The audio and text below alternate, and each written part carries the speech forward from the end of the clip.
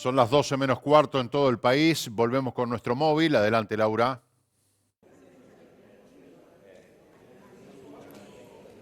Gracias, Marce. Bueno, nosotros, como adelantamos, nos vinimos hasta Enjoy porque se está desarrollando desde las 9 de la mañana y se va a extender hasta las 17. Ahora voy a corregir, me dicen que sí, en doble jornada, como te mencionaba.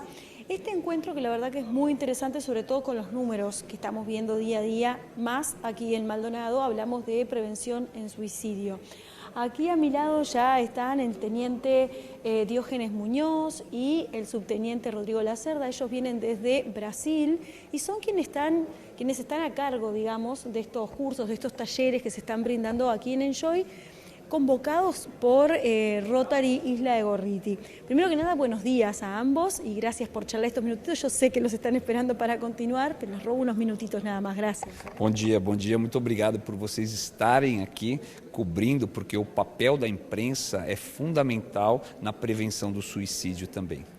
Justamente, prevención de suicidio. Y ustedes, bueno, son convocados porque son como, digamos, expertos en el tema. Y la idea es justamente charlar con la gente y tratar de la prevención de um tema que hasta agora não se hablava muito, por lo menos em Uruguai não se hablava muito. Sim, não só no Uruguai, né? Na verdade, é um tema que pouca gente quer abordar e quer falar sobre esse tema. Mas não há a possibilidade de nós discutirmos seriamente este tema para que nós possamos baixar índices e taxas de suicídio, se não abordarmos esse tema o mais rápido possível, ainda mais no Uruguai, que é um país que, infelizmente, tem taxas altas. Nosotros mencionábamos hace un ratito, Uruguay tiene índices altos, Maldonado especialmente en estos últimos días, hemos visto los números y asustan realmente. Isso. E essa conjunção, né, dessa iniciativa do Rotary com nós, com vocês da imprensa, com certeza vai trazer muitos frutos. Nós teremos colheitas muito boas daqui a alguns anos aqui. ¿Cómo se trabaja desde Brasil en la prevención de suicidio y qué es lo que se puede apreciar en estos talleres que justamente están brindando hoy?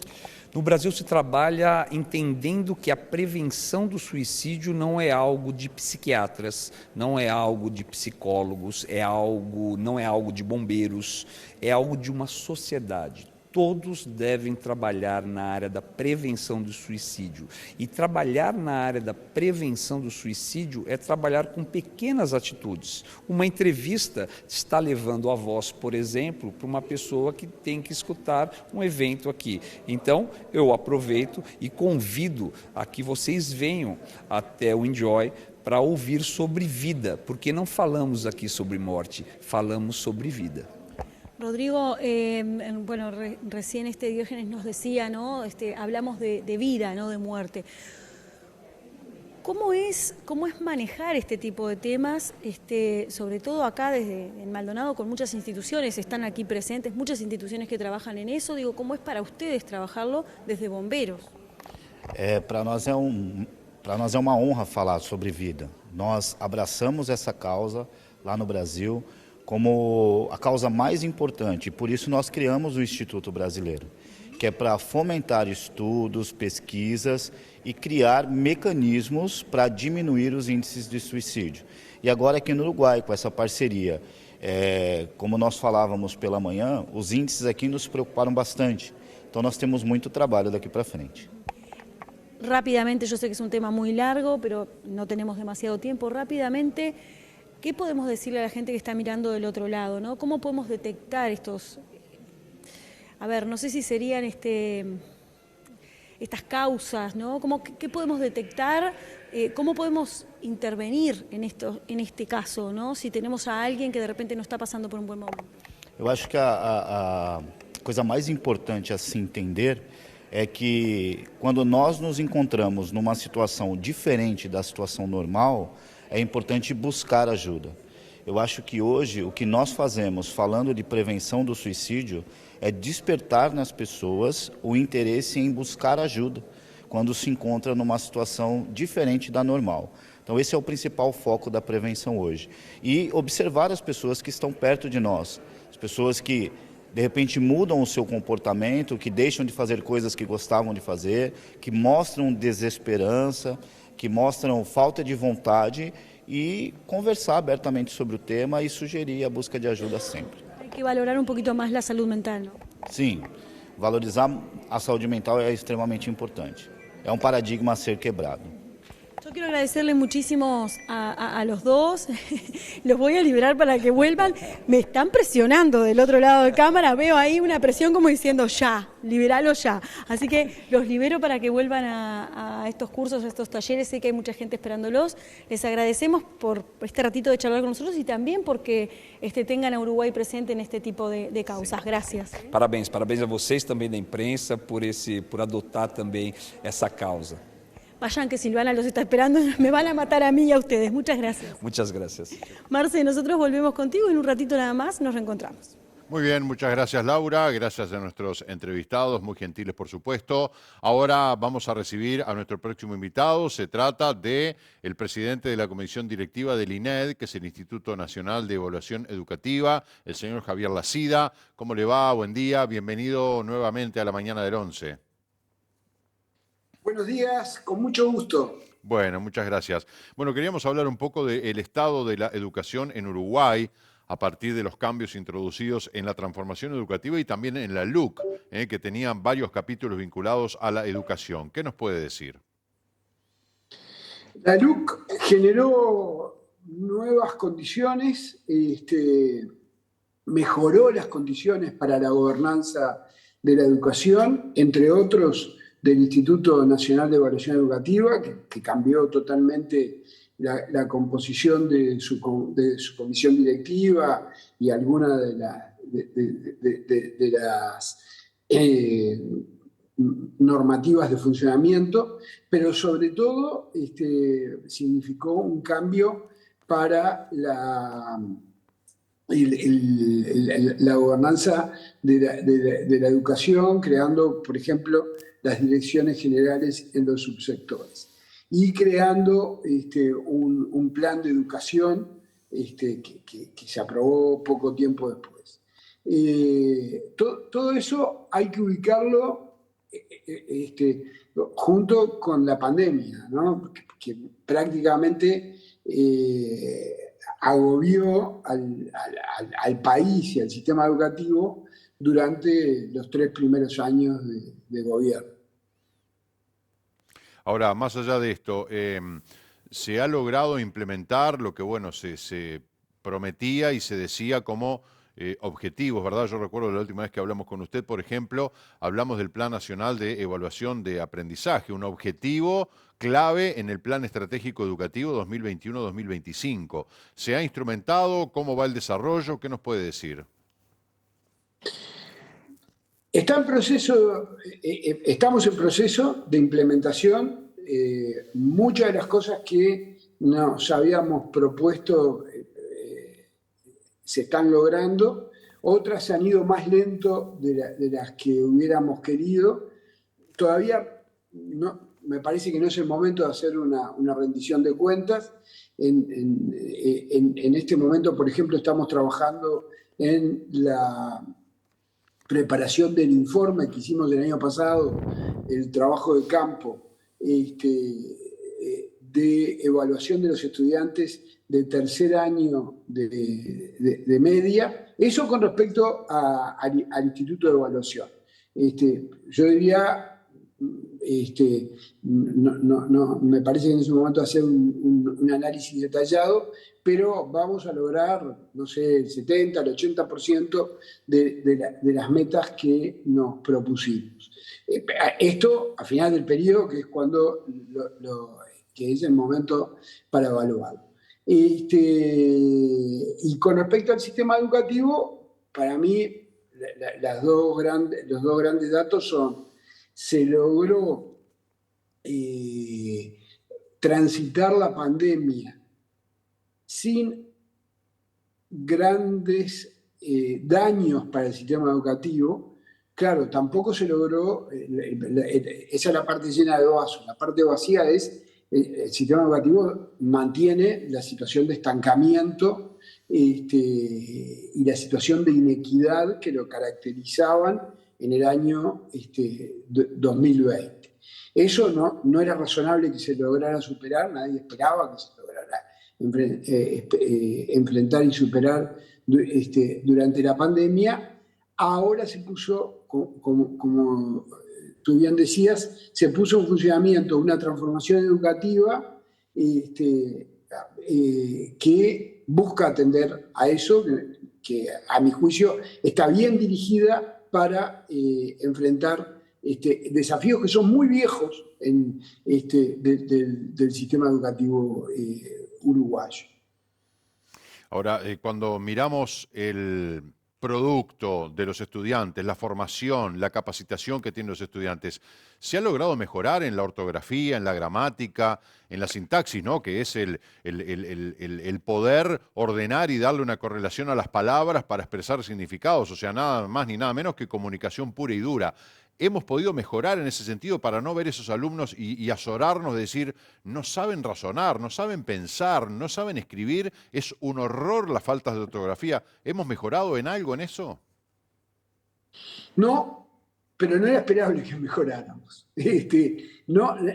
Ningún país mejoró en el mundo y lo bueno es que no retrocedimos. O sea, la buena noticia, lamentablemente, hay que recordar que desde el 2020, el primer año en el cual las clases empezaron con un funcionamiento normal, con una perspectiva de que va a haber clases todos los días y que no se van a interrumpir, o directamente sin clases presenciales funcionando, fue este año, el 2023. En el 2020 y el 2021 funcionaron muy irregularmente, y en el 2022 todavía había interrupciones cuando había situaciones, cuando aparecían situaciones de COVID. Y todavía uno mira los datos y hay un registro irregular.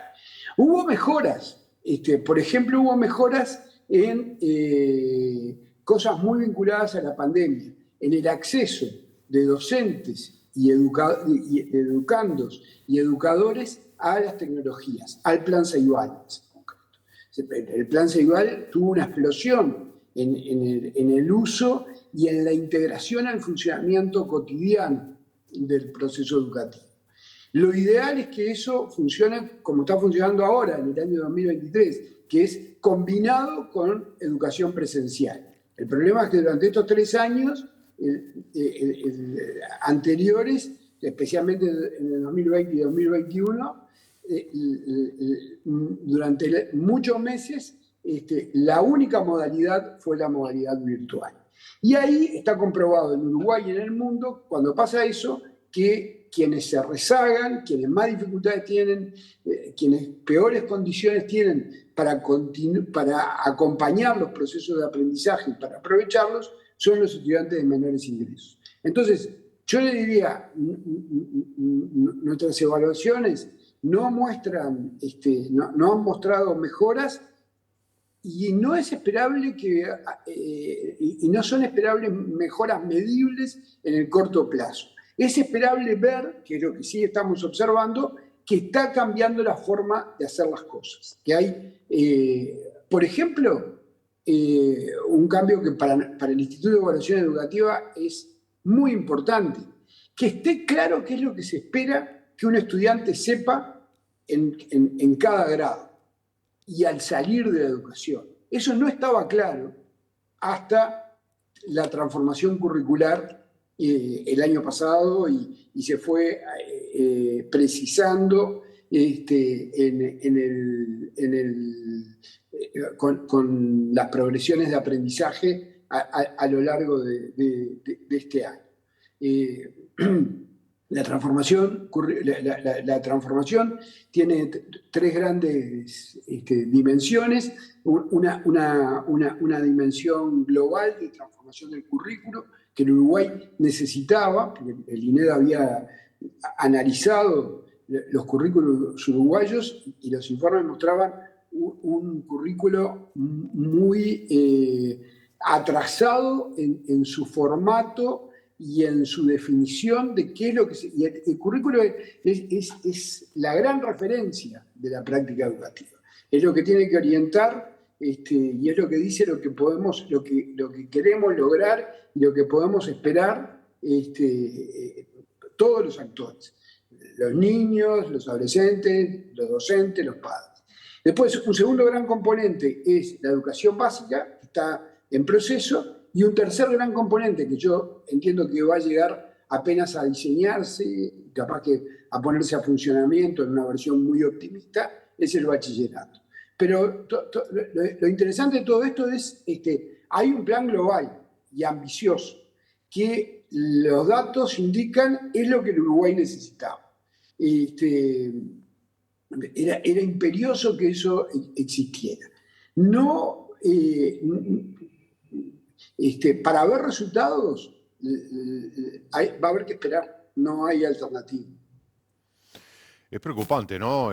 Porque ver las cosas que uno ve y hablar con el INED, que además es el organismo evaluador y también controlador y auditor de la educación, y que nos digan, bueno, no, lamentablemente no hemos avanzado. La buena noticia es que no hemos retrocedido. La verdad me preocupa porque digo, no tendría que ser una buena noticia el estar estancados, el decir no retrocedimos, vamos a ponernos contentos que no retrocedimos, cuando en realidad todos esperamos avanzar, porque estamos muy rezagados, tenemos muchas cosas para mejorar a nivel educativo y uno ve que los jóvenes y los adolescentes, más allá de estar desmotivados por una serie de problemas, no están formados, no están preparados, no tienen las competencias y las capacidades necesarias para desenvolverse en un mundo tan competitivo, tan feroz, tan dinámico y cambiante. Nos da la sensación de que estamos muy, muy atrás, ¿no? Entonces, la verdad, es muy preocupante. Habrá que esperar. Pero dos comentarios. Sí. Primero, hay que preocuparse y hay que ocuparse. La buena noticia es que hay que ocuparse. Segundo, uno observa, la cuestión es cuándo uno puede empezar a ver los cambios en donde tú, con mucho acierto decías, es la razón de ser del sistema educativo, que es ver los cambios en los estudiantes.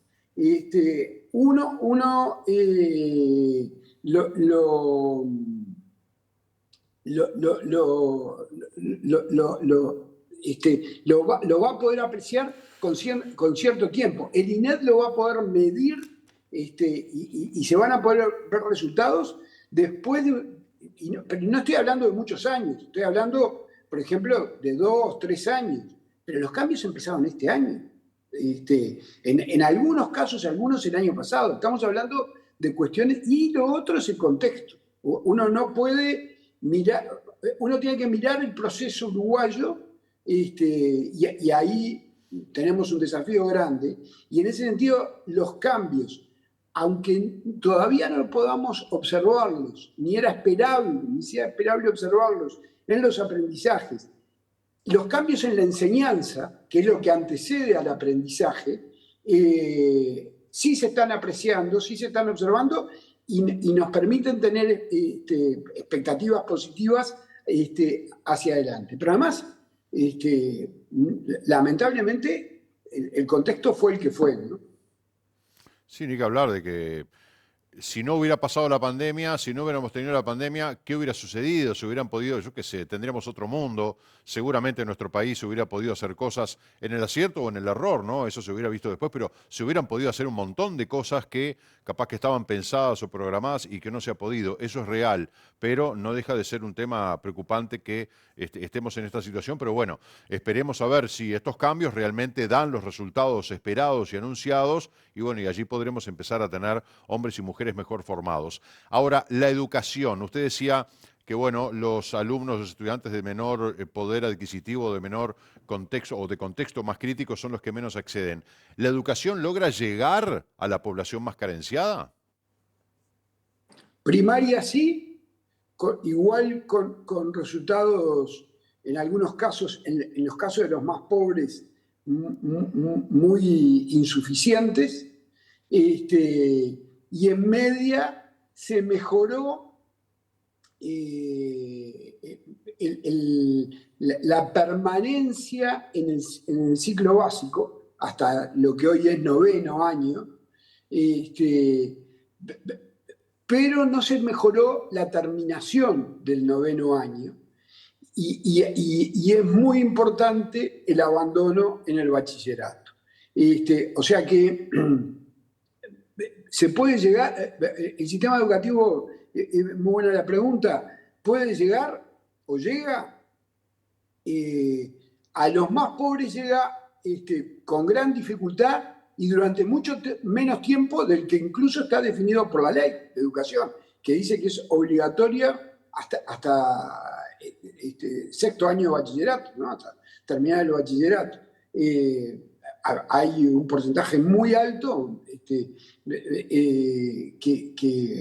y muy alto en términos comparados en la región, más de la mitad de los estudiantes que no logran terminar el bachillerato. Se van quedando por el camino, ahí el avance parcial, que ya viene del periodo de gobierno anterior y se mantuvo en es que entre incluso los de menos ingresos logran permanecer un poco más en la educación básica, en la educación media básica. Pero igual una cosa, perdón, sí, que quiero subrayar. Ojo porque lo de primaria tampoco hay que engañarse en el sentido de decir, terminan 6º año y aprueban 6º año y bueno, entonces objetivo cumplido. Para una parte de esos niños terminan 6º año con enormes carencias, es lo que han mostrado las evaluaciones del INED, es lo que ha mostrado un estudio de hace pocos meses, un par de meses, del Ministerio de Educación, que en el sector más crítico de los uruguayos, el sector de los que están privados de su libertad, en un estudio hecho en las cárceles, encontró que más de la mitad eran analfabetos. Y esos jóvenes, porque son la mayor parte jóvenes, hace no mucho tiempo pasaron por la educación primaria, porque la casi totalidad de ellos tenían 6º de primaria aprobado. O sea, ahí la reflexión crítica es importante que sea sobre el conjunto, por más que en medias un poco más grave, porque además se van, ¿no? En primaria tiene la oportunidad, pero con alguno de estos no logra aprovechar.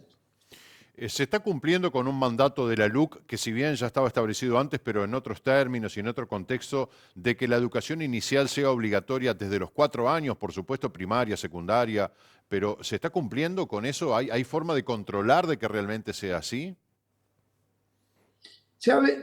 Como todos los indicadores han venido mejorando significativamente,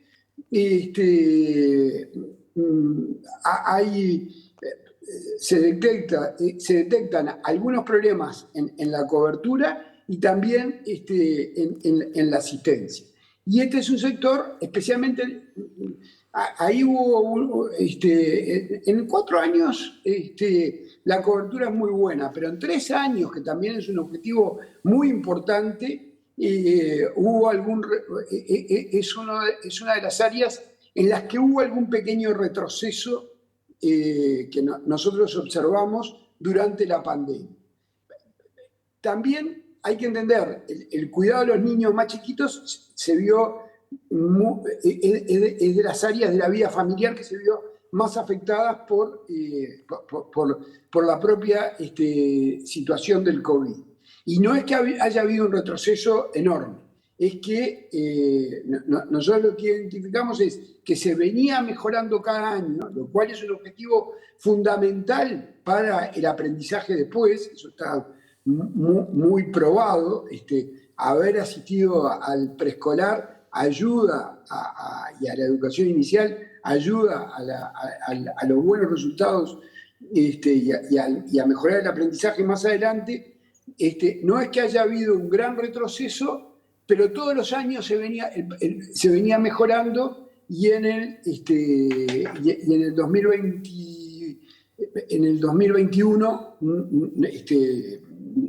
en el 2020, perdón, no se mejoró. Lo cual nosotros dijimos, ojo, prendimos una luz amarilla, hay que mantener el proceso de mejora. Ahora, en esto, y ya vamos a ir redondeando, en esto es clave el gasto en educación, ¿no? Siempre se habló de que es fundamental desde todo punto de vista. ¿Se ha gastado más en educación? Porque se venía gastando bastante, muy bien, hasta el 2019. ¿Se ha gastado en educación? Y si se ha gastado bien, ¿cuál es su opinión? Bueno, tú decías, antes del 2020, ojo, porque se incrementó el gasto, pero de parte mismo de representantes de los propios gobiernos anteriores, se reconocía que la calidad del gasto en educación tenía problemas muy grandes. Por eso le hago la pregunta doble, o sea, si se gastó y si se gastó bien en este periodo de gobierno. Sí, yo creo que el gasto fue el necesario y hubo una prioridad y hubo, y hubo áreas en las cuales se reforzó significativamente. Y por otra parte, la transformación educativa uno puede estimar de que está mejorando la calidad del gasto. Nosotros no tenemos estudios recientes sobre eso. Podemos sí, hay varios estudios que muestran los problemas de calidad del gasto anterior, muy importantes. Vamos a tener que esperar a ver los resultados para vincularlos con el gasto. Yo no creo que en el caso de Uruguay, de ninguna manera, y esto pasa, es algo que está muy estudiado a nivel comparado, después de determinado nivel, el gasto deja de ser un problema. Y yo creo que Uruguay superó ese nivel. Y el problema en Uruguay, como en otras áreas, es mucho más de calidad que de volumen. Claro. Javier Lacida, la verdad que es un gusto conversar con usted como siempre.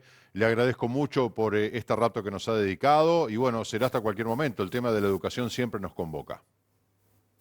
Muchas gracias a ustedes por la invitación. El gusto fue mío y a las órdenes para cuando me inviten. Muy amable de su parte, que le vaya muy bien.